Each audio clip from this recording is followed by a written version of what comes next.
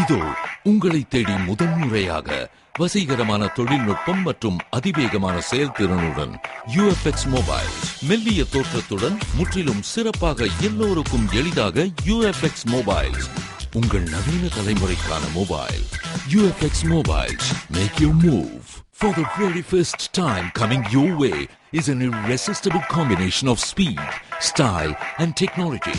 UFX Mobiles, exceptionally sleek, totally advanced, and now the phone that everyone can afford to touch. Your next generation mobile. UFX Mobiles, make your move.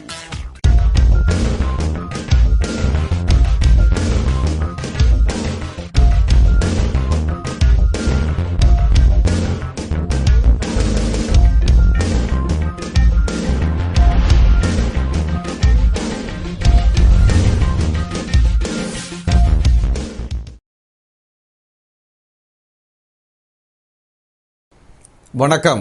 புதுவையில் polio சொட்டு மருந்து வழங்கும் முகாமினை முதல்வர் திரு ரங்கசாமி துவக்கி வைத்தார். புதுவையில் முதல் தவணையாக போலியோ சொட்டு மருந்து வழங்கும் முகாம் 411 சொட்டு மருந்து வழங்கும் மையங்கள், ஆரம்ப சுகாதார நிலையங்கள், அரசு மருத்துவமனை, பள்ளிகள் என 430 மையங்களில் அமைக்கப்பட்டு சுமார் 91,000 குழந்தைகளுக்கு போலியோ சொட்டு மருந்து கொடுக்கப்பட்டது. இந்த முகாமினை முதல்வர் ரங்கசாமி, சபாநாயகர் சபாபதி, அமைச்சர் தியாகராஜன், சட்டமன்ற உறுப்பினர் PR சிவா முன்னிலையில் துவக்கி வைத்தார். தொடர்ந்து சொட்டு மருந்து மையங்களிலும், பேருந்து நிலையம், ரயில் நிலையம், சுகாதார நிலையங்களிலும் 5 வயதிற்கு உட்பட்ட குழந்தைகளுக்கு போலியோ சொட்டு மருந்து கொடுக்கப்பட்டது. இந்த பணியில் சுகாதாரத்துறை ஊழியர்கள், NCC மாணவர்கள், ரோட்டரி சங்கங்கள், தன்னார்வ தொண்டு நிறுவனங்கள் போன்றவற்றை சார்ந்த 4000 பேர் ஈடுபட்டனர். பொதுமக்கள் ஆர்வமுடன் வந்து போலியோவினை ஒழித்திட தங்கள் பிள்ளைகளுக்கு சொட்டு மருந்து கொடுத்தனர். இதன் 2வது தவணையாக ஏப்ரல் மாதம் போலியோ சொட்டு மருந்து வழங்கப்படும் என்று சுகாதாரத்துறை இயக்குநர் ராமன் தெரிவித்துள்ளார். இதேபோன்று நெல்லித்தோப்பு நகராட்சியில் அமைக்கப்பட்ட போலியோ சொட்டு மருந்து மையத்தில் முன்னாள் நகரமன்ற துணைத் தலைவர் ஜான்குமார் 5 வயதிற்கு உட்பட்ட குழந்தைகளுக்கு சொட்டு மருந்தினை கொடுத்து முகாமினை துவக்கி வைத்தார். அப்போது நெல்லித்தோப்பு தொகுதி திமுக பிரமுகர்கள் மற்றும் நிர்வாகிகள் உடனிருந்தனர். புதுவையில் குண்டர் தடுப்பு சட்டத்தை உடனடியாக அமல்படுத்த வேண்டும் என்று மத்திய இணையமைச்சர் நாராயணசாமி வலியுறுத்தியுள்ளார்.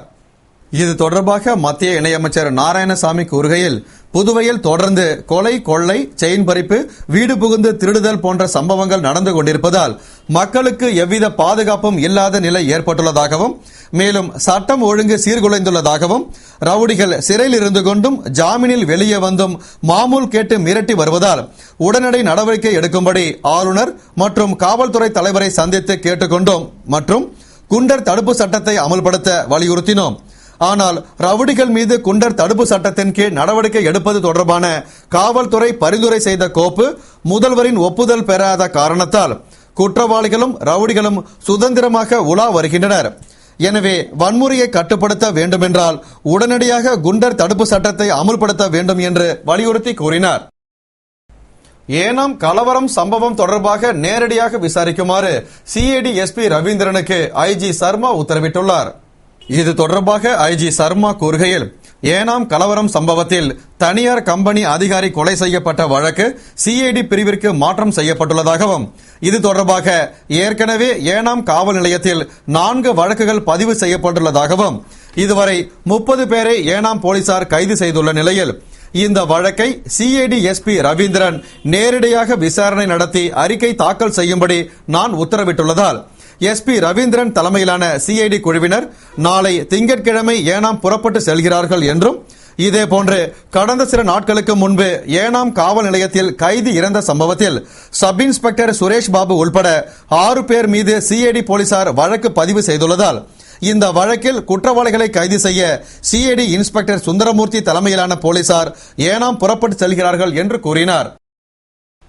புதுவையில் சட்டம் ஒழுங்கை காப்பாற்ற முதல்வர் ரங்கசாமி மேற்கொண்ட அதிரடி நடவடிக்கையால் காவல்துறை உயர் அதிகாரிகள் மாற்றப்படலாம் என்று எதிர்பார்க்கப்படுகிறது. புதுவையில் ரவுடிகள் அட்டகாசத்தை ஒடுக்கி சட்டம் ஒழுங்கை சீர்படுத்த நடவடிக்கை எடுக்குமாறு அனைத்து கட்சியினரும் கோரிக்கை விடுத்ததை அடுத்து சட்டம் ஒழுங்கை காப்பாற்ற முதல்வர் ரங்கசாமி காவல்துறையில் உயர் அதிகாரிகளை மாற்றிவிட்டு திறமை மிக்க புதிய அதிகாரிகளை நியமிக்க வேண்டும் என்று மத்திய உள்துறை அமைச்சகத்திற்கு கடிதம் அனுப்பியதாக கூறப்படுகிறது. மேலும் ஐஜி சர்மா, டிஐஜிக்கள் சுக்லா, அதுல் கத்தாரி ஆகியோர் ரவுடிகளை ஒடுக்க நடவடிக்கை எடுத்து வருகின்றனர் மற்றும் எஸ்பிக்கள் சிவதாசன், தெய்வசிகாமணி, நந்தகோபால் கொலை கொள்ளைகளை தடுக்க நடவடிக்கை எடுத்து வரும் வேளையில் எஸ்பிக்களை மாற்றிவிட்டு ஐபிஎஸ் அதிகாரிகளை நியமிக்க வேண்டும் என்று அரசு சார்பில் பரிந்துரை செய்யப்பட்டுள்ளதாகவும் தெரிகிறது. எனவே சட்டம் ஒழுங்கை காப்பாற்ற விரைவில் காவல்துறை உயர் அதிகாரிகள் மாற்றப்படலாம் என எதிர்பார்க்கப்படுகிறது. மணவெளி தொகுதியில் திமுக உறுப்பினர் சேர்க்கைக்கான விண்ணப்ப படிவம் வழங்கும் விழா நடைபெற்றது.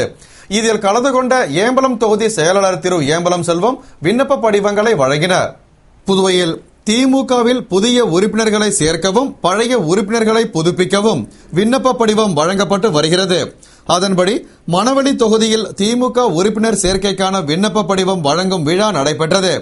விழாவில் சிறப்பு விருந்தினராக கலந்து கொண்ட ஏம்பலம் தொகுதி திமுக செயலாளர் திரு ஏம்பலம் செல்வம் மணவெளி தொகுதிக்கு உட்பட்ட பகுதியில் உள்ள 70 கிளைகளை சார்ந்த நிர்வாகிகளிடம் திமுக உறுப்பினர் சேர்க்கைக்கான விண்ணப்ப படிவங்களை வழங்கி புதுவையில் திமுகவினை பலப்படுத்த நாம் அனைவரும் ஒற்றுமையுடன் செயல்பட்டு பாடுபட வேண்டும் என்றும் திமுக தலைவரின் கட்டளையை நிறைவேற்ற வேண்டும் என்றும் பேசினார்.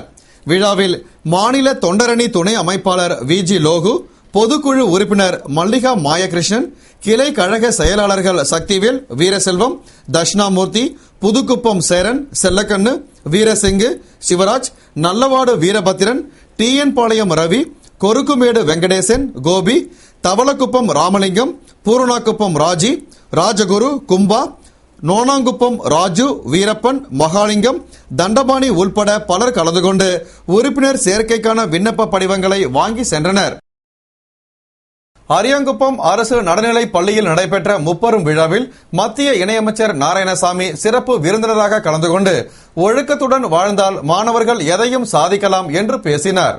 புதுவை அரியாங்குப்பம் அரசு நடுநிலை பள்ளியில் முன்னாள் மூத்த மாணவர்களை கௌரவித்தல் மற்றும் சந்திப்பு விழா, பள்ளியின் 86ஆம் ஆண்டு விழா, முன்னாள் மாணவ சங்க அமைப்பு அறிமுக விழா ஆகிய முப்பெரும் விழா நடைபெற்றது. அரியாங்குப்பம் சிறுவர் சீர்திருத்த பள்ளி வளாகத்தில் நடைபெற்ற விழாவிற்கு கிராம கல்விக்குழு முருகராஜ் அனைவரையும் வரவேற்க சிறப்பு விருந்தினராக கலந்து கொண்ட மத்திய இணையமைச்சரும் அரியாங்குப்பம் அரசு நடுநிலை பள்ளியின் முன்னாள் மாணவருமான திரு நாராயணசாமி சிறப்புரை ஆற்றினார். அப்போது அவர் பேசுகையில், அரியாங்குப்பம் அரசு நடுநிலை பள்ளியில் படித்தவன் நான். இப்பள்ளியில் படித்து தற்பொழுது மத்திய அமைச்சராக இருக்கிறேன்.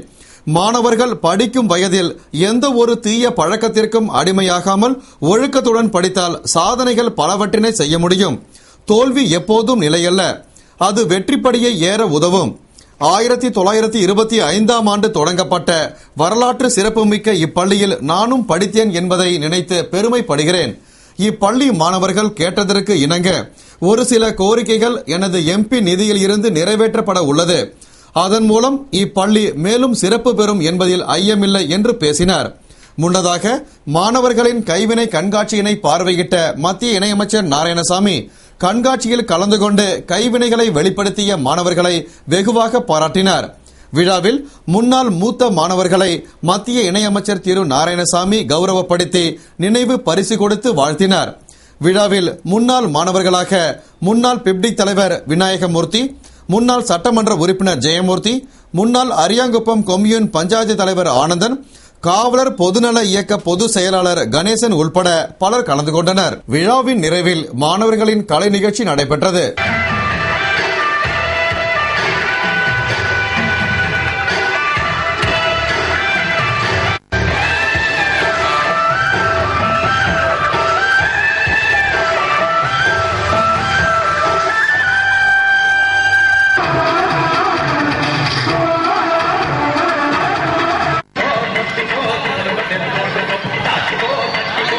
புதுவை முதல்வர் ரங்கசாமியை பிரான்ஸ் ஒரேயால் மாநில மேயர் பெரின் பெர்னாடு சட்டசபை வளாகத்தில் சந்தித்தார்.